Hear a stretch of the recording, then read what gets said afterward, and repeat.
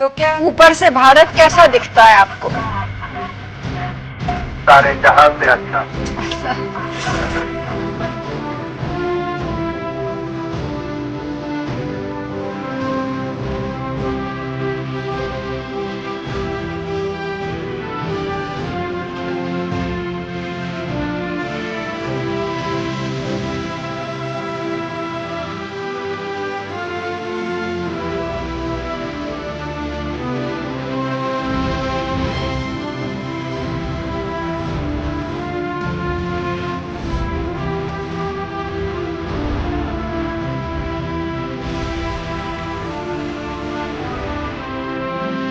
এখন সপোনৰ দেশ, এখন বৈচিত্ৰ্যৰ দেশ, এখন দেশ যাক আমি গৌৰৱৰে নিজৰ ঘৰ বুলি কওঁ।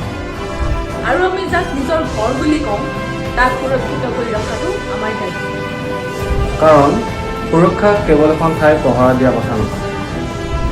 সুৰক্ষা মানে মানুহৰ জীৱন, সপোন আৰু ভৱিষ্যতক সুৰক্ষিত কৰি ৰখা।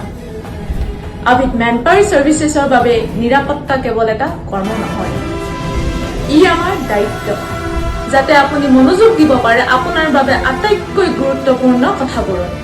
আপুনি যেতিয়া নিশ্চিন্তে হৈ থাকে, আমি তেতিয়া সজাগ হৈ থাকোঁ। এই স্বাধীনতা দিৱসত আহক আমি সুৰক্ষিত কৰি ৰাখোঁ আমি নিজৰ বুলি কোৱা এই ভাৰত।